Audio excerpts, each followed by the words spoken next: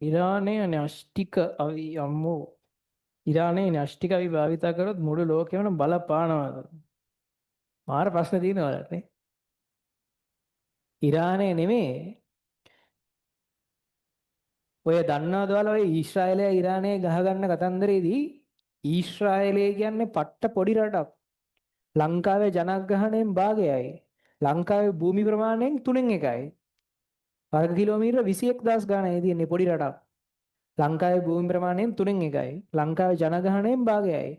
ඒතර කොහොමද එච්චර පොඩි රටකට ලොකු ලොකු රටවල් එක්ක හැප්පෙන්න හයියක් තියෙන්නේ? ලෝකෙ තුන්වෙනියට වැඩිම බිස්නස් තියෙන රට. කියන්නේ නිව්යෝක් ස්ටොක් මාකට් එකේ තුන්වෙනියට වැඩිම මේ ලයිස්තුගත ව්‍යාපාර තියෙන රට. ලෝකෙ 8 වෙනියට බලවත්ම රට කියලා බලවත්ම රට කියන එක වෙනස් වෙනවා එක එක අවුරුදු වලදී. නමුත් මේ වෙනකොට 8 වෙනියට බලවත්ම රට. ප්‍රධාන ආදායම් මාර්ගයේ තෙල්ද? නැහැ. මොකද්ද? ඊශ්‍රායලය. පළවෙනි එක ඇමරිකාව ඒගොල්ලන්ට ෆන්ඩ් කරනවා. ඇමරිකාව ෆන්ඩ් කරන එකම නෙමෙයි ඒගොල්ලන්ගේ ආදායම් මාර්ගය. ප්‍රධාන ආදායම් මාර්ගයේ මොලේ.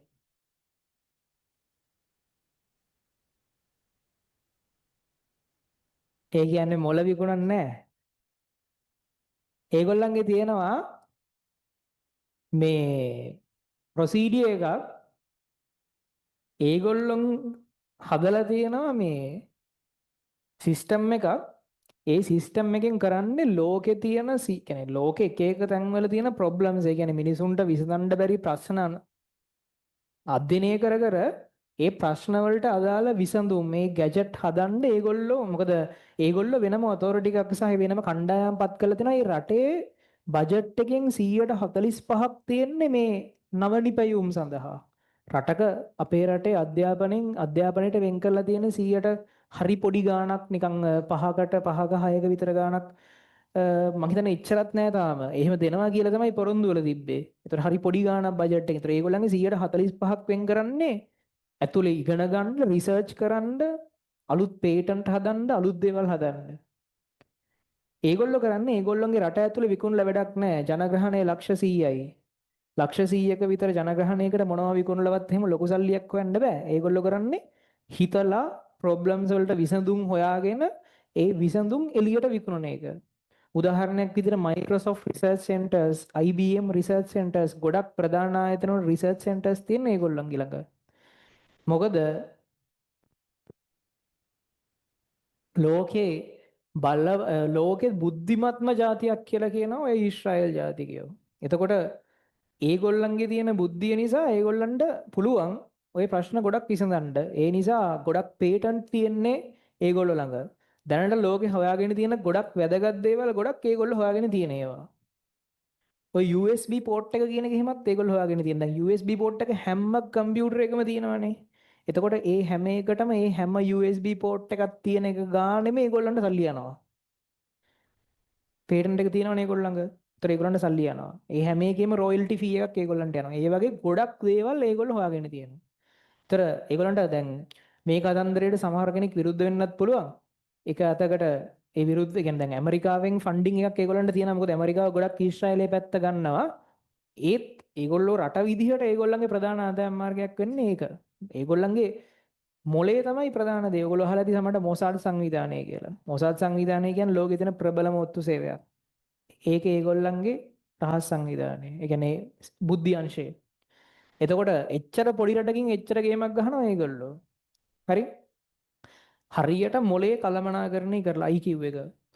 ඔය කලින් දැන් ඔය ඊශ්‍රායලය ගැන කතා කරද්දී ප්‍රසිද්ධ චරිතයක් ගැන කියන්න ඕනේ. ඒ තමයි අහලා තියෙනවද දන්නේ අමිත් මුනින්ද්‍ර දාස කියලා කෙනෙක්.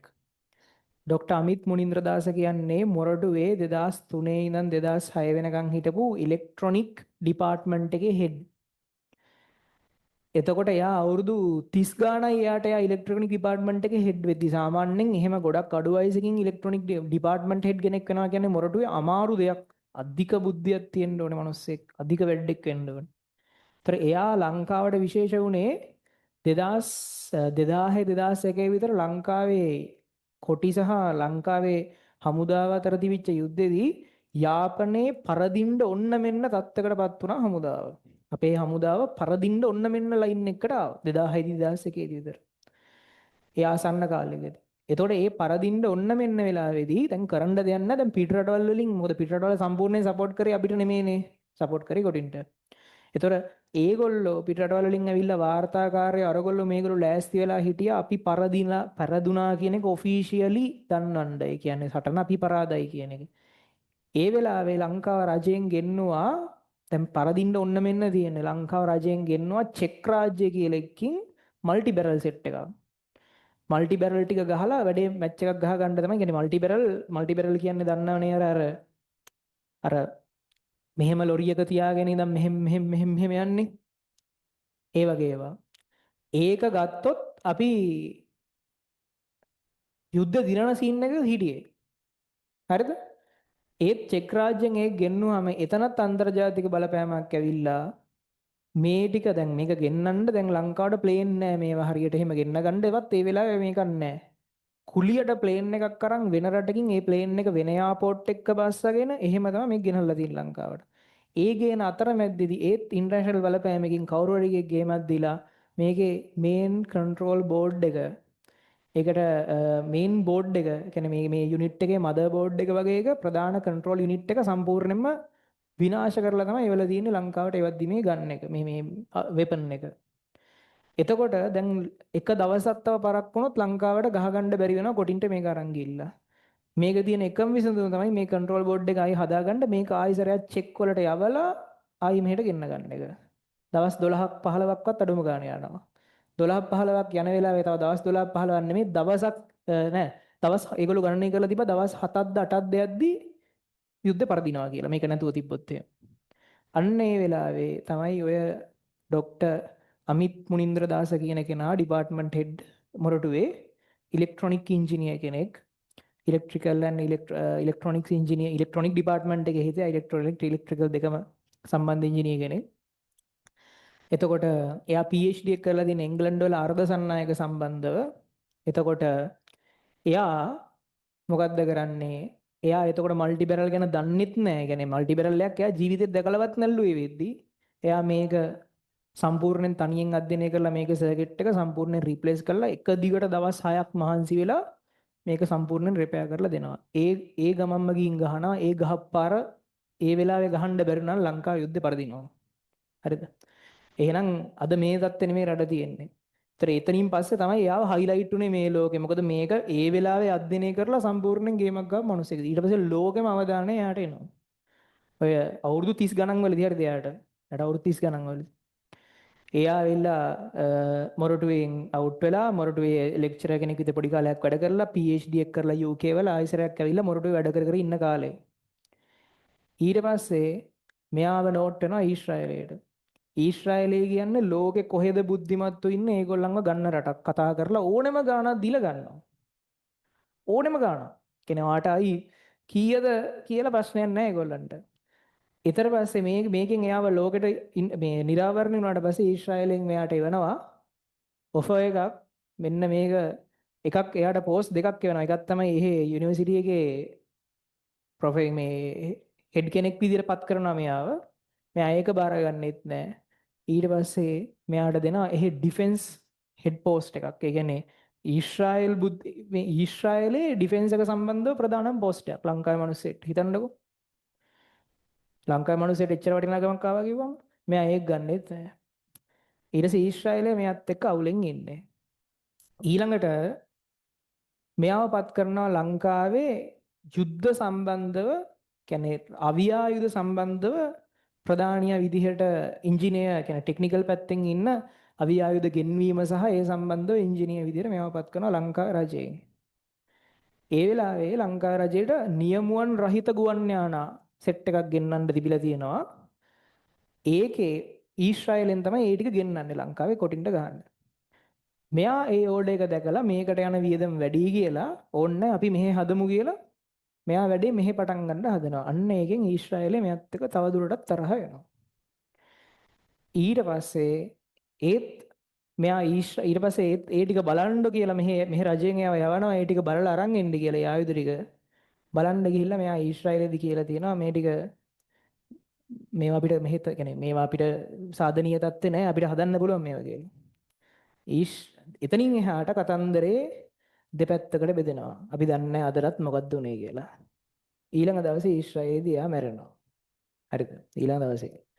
අපි දන්නේ ඊශ්‍රායලයේදී මොකක් හරි ගේමක්ද නැත්නම් ලංකාව ඇතුලේ ගේමක්ද මොකද්ද කියලා දන්නේ නැහැ. ඒතර එයා 2007 දී යුද්ධෙට පොඩ්ඩක් කාලයක් ඈත් වෙලා එයා නැති වෙනවා. නැත්තම් මෙයා ලෝකෙ හිටපු ප්‍රවීණ මේ සම්බන්ධව හිටපු පට්ට වැඩෙක් මේ කියන ෆීල්ඩ් එකේ හිටපු. ලෝකෙටම වටින චරිතයක්. ඒතර එක මතයක් තියෙනවා ඊශ්‍රායලෙන් මෙයා ඊටාම තර්ජනයක් විදිහට දැකපු හින්දා. ඒ කියන්නේ ලොකු බුද්ධියන්නේ. එළියේ ඉන්න එකට කැමති නැති නිසා ඊශ්‍රායලෙන් ගේමක් දුන්නා කියලාත් කියනවා. දන්නේ නැහැ. සමහර මත තියෙනවා ලංකාවේ ඇතුළේම ප්‍රශ්නයක් ඇති වුණා මේ සම්බන්ධව කියලා. එහෙමත් කියනවා කොහොම හරි නියුමෝනියාව හොද heart attack එකක් දැහැදුනා කියලා තමයි මරණ පරීක්ෂණයේදී තියෙන්නේ. ඒතර අවුරුදු 41 දී යා නැති වෙනවා. හරි. එතකොට ඒකත් එක්ක හා සම්බන්ධ තව තව රිපෝර්ට්ස් තියෙනවා මම නිකන් ඒක ගැන හොයලා බලලා තියෙනවා. ඔයාලටත් ඔන්නම් හොයලා බලන්න. මේක YouTube එකේ ගොඩක් කන්ටෙන්ට් වල තියෙනවා. මේ ඊශ්‍රායල් සහ ඊශ්‍රායලය කියන්නේ බුද්ධිමත්ම ජාතිය කියලා හිතනවනේ අපි කියනවනේ එහෙම. එක වර්ගීකරණයකදී එලි දක්වලා තියෙනවා බුද්ධිමත්ම වැඩිපුරම IQ එක තියෙන ඊශ්‍රායලයට දෙවෙනියට IQ එක තියෙන ලංකාවට කියලා ලෝක ජාතීන්ගෙන්. හරිද? එතකොට ඒක ඊට පස්සේ ඒ රිපෝට් එකක් හොයන්න නැහැ. හැබැයි ඒ රිපෝට් එක ඒ කාලේ ලොකු කතාවකට ලක් වෙලා දැන් ඒ රිපෝට් එක ඉන්ටර්නෙට් එකේ එහෙම හොයාගන්නත් නැහැ. නමුත් සමහර කන්ටෙන්ට් වල ඒක ගැන සඳහනක් තියෙනවා. දැන් ඒක කිව්වහම විශ්වාස කරන්න බෑත් වගේ. නමුත් ඒක ගැන ඇතුළට හොයලා බැලුවහම සමහර පොයින්ට්ස් හම්බ වෙනවා විශ්වාස කරන්න පුළුවන් කියලා. ඒ කියන්නේ ඕක ගැන හොඳට දන්නවා ලෙක්චරර්ස්ලා විශේෂයෙන් ප්‍රොෆෙසර්ස්ලා ලෙක්චරර්ස්ලා ඔය වෙන රටක ගිහිල්ලා වෙන රටක ජාතීන් එක්ක PhD එකක් වගේ කරපු කට්ටිය දන්නවා අපේ බුද්ධි මට්ටම් වැඩි කියන එක අනිත් කට්ටියට වඩා. ඒත් ජෙනරලි කිව්වහම ගොන් කතාවක් වගේ තමයි ඒක පේන්නේ. ඒ කියන්නේ නිකන් අපි එහෙම නැතුව ඇති කියලා. ඒත් ගොඩක් කන්ටෙන්ට් වල තියෙනවා එහෙම රිපෝට් එකක් රිලීස් වුණා. මේ රිපෝට් එකෙන් පස්සේ රිපෝට් එක හංගන්න විවිධාකාරයේ කටයුතු කරා කියලා ඉන්ටර්නෙට් එක ඇතුලෙන් සහ ඕක ඇතුලේ ඔයාලට එළියේ පේනවට වඩා ගොඩක් ලොකු ගේම් තියෙනවානේ. එහෙම කියලා. ඒ කියන්නේ ඊශ්‍රායල සහ ලංකාව අතර ජානමය වශයෙන් සමානකම් තියනවලු සහ ඊශ්‍රායලය සහ ලංකාව අතර අවුරුදු 3000කට විතර කලින් ඉඳන්ම විවිධාකාරයේ ගනුදෙනු තිබිලා තියෙනවලු කියලා එහෙම දේවල් තියෙනවා. එතකොට ওই කතන්දරයත් සමහරට ડોક્ટર අමිත් මුනින්ද දාසත් එක්ක සම්බන්ධ වෙන්න පුළුවන්. කොහොම හරි ඒ වගේ චරිත දැන් උදාහරණයක් විදිහට ලෝකෙ එක එක පොසිෂන් වල ඉන්නවා ලංකාවෙන් ගියපු ප්‍රබල චරිත. ලංකාවේ තිබිච්ච හොඳ මොළ. දැන් අර ડોક્ટર අමිත් මුනින්ද දාස ලංකාවෙන් යන්න කැමති වෙලා නැහැ. දැන්ට ලංකාවේ ඉතුරුලා ඉන්න ගොඩක් ප්‍රොෆෙසර්ස්ලා එහෙමත් එහෙමයි. ඒ කියන්නේ ඒගොල්ලන්ට වෙන රටකට යනවා නම් ඕනේ ගාණක් ගෙවලා ඒගොල්ලන්ව ගන්නවා ගොඩක් ප්‍රොෆෙසර්ස්ලාව. ගොඩක් ප්‍රොෆෙසර්ස්ලා විතරක් නෙමෙයි. PhD එකක් තියෙන ડોක්ටර් කියන හෝල්ඩ් ඒ කියන්නේ PhD එකක් තියෙන කොට ආචාර්යවරු කියනවනේ. ඒගොල්ලන්ට ඇත්තටම ගොඩක් වෙලාවට වෙන රටවල හොඳ පොසිෂන් තියෙනවා. හැමෝටම නෙමෙයි. නමුත් ගොඩක් කට්ටියට තියෙනවා විශේෂයෙන් සයන්ස් ෆීල්ඩ් එකේ. ඒතර ඒගොල්ලෝ යන්නේ නැතුව ඉන්නේ ලංකාවට තියෙන ආදරේට. එතකොට අරයට අර වගේ පෝස්ට් දෙක තුනක් පවා යා ප්‍රතික්ෂේප කරා කියන්නේ ප්‍රබල මොලයක්. අනිත් එක වෙන රටකින් නෙමෙයි ඊශ්‍රායලෙන්. මොකද ඊශ්‍රායලය කියන්නේ බුද්ධිය නම් ඊශ්‍රායලය තමයි. එතකොට එහෙම රටකින් ලංකාවේ මොලේකට chance එකක් එහෙම ආවා කියන්නේ වෙනම කතන්දරයක්. හරි? ඒ නිසා පොඩ්ඩක් මේක ඇතුලේ ඔයා බුද්ධිමත්ව වැඩක් කරොත් ඔයා මහන්සි වුණොත් ඔයා කල්පනා කරොත් ඔයා හරියට වැඩ කරොත් විශේෂයෙන් මොරටුවට බයෝ කරන ළමෙක් නම් කොළඹට වගේ යන්න ඔයා උත්සාහ කරනවා නම් ඔයාට තියෙන chances ගන්න ගොඩක් වැඩි. හැබැයි ඉතින් ඒක සම්පූර්ණයෙන්ම මහන්සි වීමත් එක්ක තමයි තීරණය වෙන්නේ. හරි මහන්සි වීම නෙමෙයි. ඔයා මේවා හිතන විදිය, ඔයා මේකට දෙන වෙලාව, ඔයා මේ කල්පනා කරන විදිය, ඔයා මේ දේවල් ගැන හිතන විදිය. ඒකයි මේ A-level වලට මෙච්චර වටිනාකම ලංකාවේ තියෙන්නේ. හරි? මේ ගොඩක් වටින දෙයක්. ඒ නිසා මේ සෙල්ලමකට ගන්න එපා. නිකන් අර ඔහේ කරලා දාන්න එපා මේක. මහන්සි වෙන්න. කතන්දර නම් ඕනේ තරම් තියෙනවා ඒ වගේ ඒවා. දැන් ඒතර මේ අමිත් මුනිදාස කියන්නේ මොරටු කැම්පස් එකට සිලෙක්ට් වෙලා මේ මැත්ස් කරලා මොරටු ගිහිල්ලා මොරටුවෙන් අවුට් වෙලා ගිහපු කෙනෙක්. සාමාන්‍යයෙන් මොරටුවෙන් හොඳ කෝස් එකක් කරන්න අවුට් වුණොත් එහෙම ඔයාලට PhD opportunity එකක් බොහෝ විට හම්බෙනවා. මේ PhD එකක් ෆ්‍රී සම්පූර්ණයෙන් ඉගෙන ගන්න. ඒ කියන්නේ සම්පූර්ණයෙන්ම නොමිලේ ඔයාලට පඩියකුත් ගෙවනවා ඒක ඉගෙන ගන්න කාර්යය තුලට. බොහෝ විට මොරටුවේදී ඒක හම්බ වෙනවා. හරි බයෝ කරපු ළමයින්ටත් කොළඹ යුනිවර්සිටි එකේ ඒ වගේ තමයි. ඒ නිසා try එකක් දෙන්න එතෙන්ටම නිකන් වැනි වැනි ඉන්න වෙලාවේ මේ එතකොට මං කිව්වට නිකන් ගෙදර ගිහින් ඔය අමිත් මුනින්ද දාස කියන නමයි ඔය ඊශ්‍රායලය ගැන හොයලා බලන්නකෝ. ඊශ්‍රායලය ගැනත් ඔයගේ කතන්දර ගොඩක් තියෙනවා. මොකද ඒගොල්ලන්ගේ අයන් ඩෝම් එක ගැන එහෙම මට කියන්න දැන් වෙලාවක් නැහැ. අයන් ඩෝම් එක කියන්නේ මිසයිල විනාශ කරන පද්ධතියක්. එච්චර පොඩි රටක ඒ වගේ සිස්ටම්ස් තියනවා කියන්නේ මාරයි. දැන් ඔය රට වටෙන්ම මිසයිල ගහනවා එකක්වත් රටට වදින්නේ නැහැ. වදින්නේ නැහැ කියන්නේ ගුවන් සීමාවෙදී විනාශ කරන මිසයිල විනාශ කරන පද්ධතියක් තියෙනවා ඒගොල්ලන්ට. මුළු රටේ ප්‍රධාන නගර ටික කියන්නේ මිනිස්සු ඉන්න තැන් කවර් කරලා එහෙම සිස්ටම් එකක් ගහලා තියෙන්නේ. මොන මිසයිලයක් ගැහුවත් වදින්නේ නැහැ. උඩදිම ගහලා දානවා මේ මිසයිලෙට අයන් ඩෝම් එකෙන්. අයන් ඩෝම් කියන්නේ අර ඒ එන මිසයිල වලට ගහන්න මිසයිල තියෙන පද්ධතිය. එහෙම පද්ධතියක් තියෙන ඊශ්‍රායලයට. දැන් අපිට එහෙම මිසයිලයක් ගැහුවොත් එහෙම සල්ලා බලන් වෙලා යනවා. හරි. හරි.